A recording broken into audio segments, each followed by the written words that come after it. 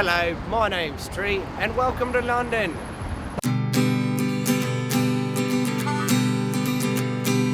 Planes, trains, and automobiles going round the world like a spinning wheel. The road's my friend, the road's my home. All I have is the world to roam. My life is fast, my life is footy.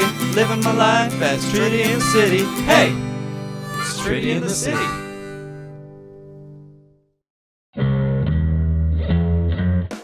Founded by the Romans in 43 AD, London has had a long and fascinating history. For centuries, this city was the center of the world's largest and most powerful empire.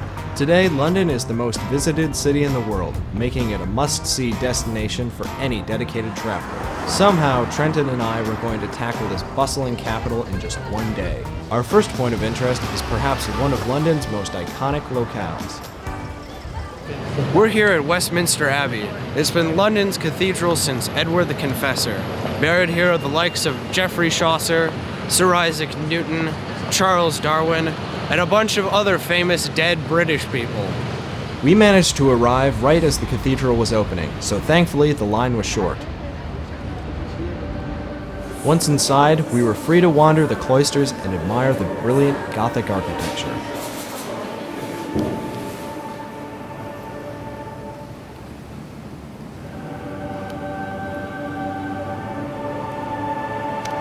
Of course, all of this was secondary to the real attraction, Britain's oldest door.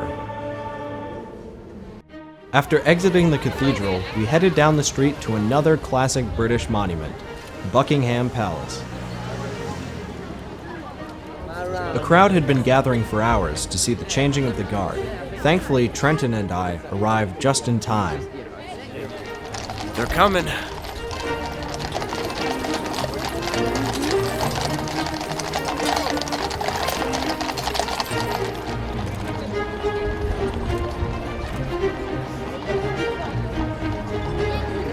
Now I'm wondering, how do they get their uniforms to be so shiny? Rather than ponder a probably needless question, Trenton and I resumed course. On the way out, we managed to catch a glimpse of the Buckingham Palace rearguard. It wasn't long before we had reached our next destination in the heart of downtown London. On a busy day, there's no better place to catch the action than Trafalgar Square. The square is home to the National Gallery, as well as some various commemorations to significant moments in British history.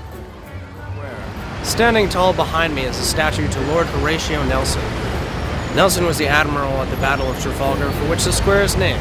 He lost his life in the battle, but he prevented a future invasion of Britain.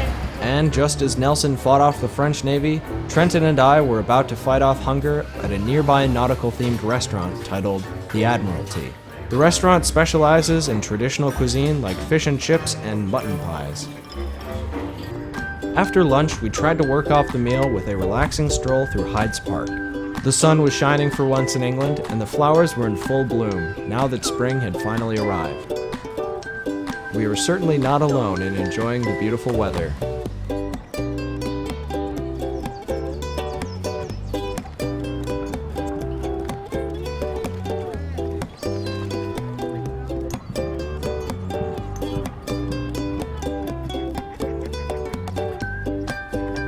It was such a glorious day, I just had to take a moment to stop and smell the flowers.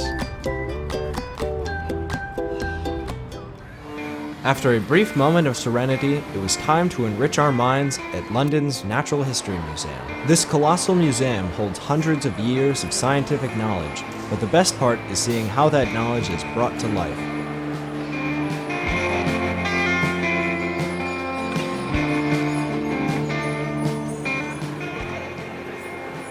The animatronics and life-size models can create a sense of enjoyment for all ages.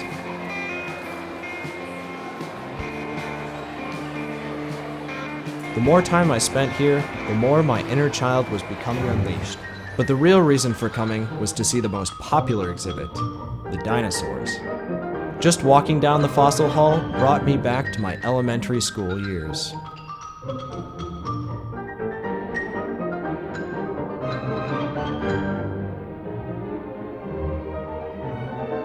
Everything was terrific, but I was anxious to see a personal favorite of mine in the flesh.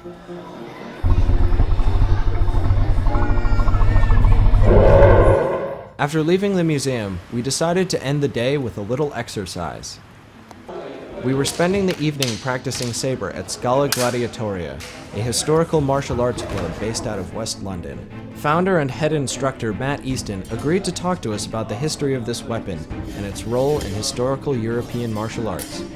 I work on the interpretation of historical fencing manuals and then bringing that to a class and teaching the skills that are taught in those treatises. Now you have an actual saber for us here. Yeah, so this is what's called a gymnasium saber. So this is not a, I should have brought an antique one for you to see actually, but this is a practice saber called a gymnasium saber. Essentially it's completely blunt, so it obviously doesn't have a cutting edge for safety. And it has at the end a rolled tip, which means that when we thrust into people, the blade flexes and obviously doesn't pierce them. Why this big thick guard here?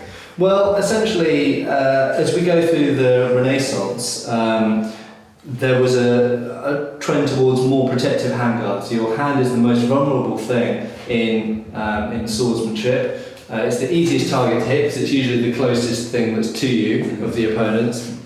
And it's very exposed. It wasn't until you get into the Renaissance where lots of people started wearing swords in civilian situations when you start getting better handguards.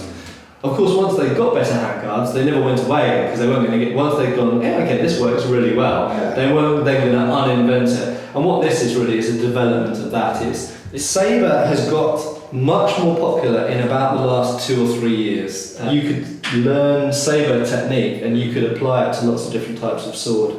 I think one of the other reasons why it's got popular in recent years is because people realize how many manuals there are. And one of the things about human people is they all like to be different from each other. And with saber, you can go and study a manual that no one else is studying because there are so many saber manuals. We had to end things there because Matt needed to return to his class as their lessons came to a close.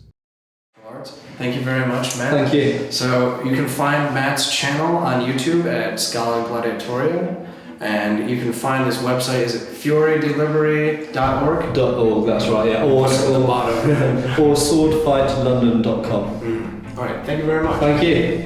Cheers. The night wasn't completely over yet, because the advanced student sparring class was about to begin. Matt humored me by agreeing to a match, so I strapped on my gear and got ready to go. Get my battle suit on, ready to fence with saber, which I just started learning today. Matt, how long have you been training in saber? Well, saber and relate about 10 years. But Okay, 10 years of experience versus 1 day. I think I have a fighting chance.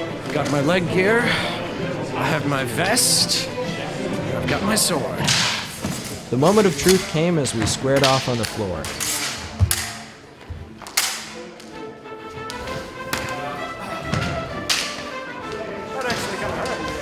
And the truth was, I was about to get what was coming to me.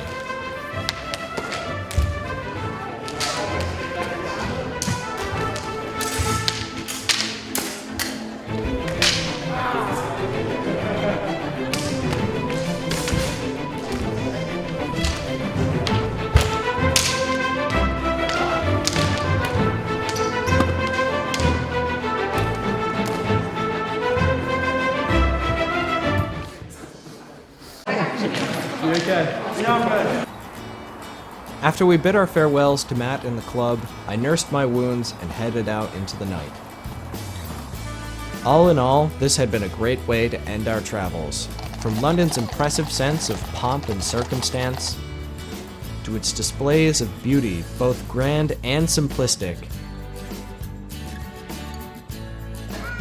this city has an adventure for everyone. You just have to be willing to take a few hits for it. Not the worst way to end things, to be honest.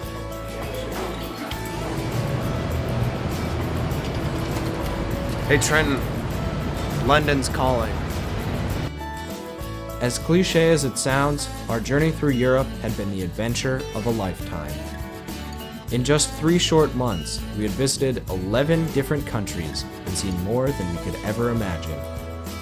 Around every corner was something new and exciting to discover. We had our fair share of hardships along the way, for certain, but every hardship was met with the resounding love and support of our family and friends. no matter where in the world we were. So, go out and explore the world around you, because no matter where you go, there is always adventure to be had, and people beside you who want to see you succeed. This has been Tritty in the City.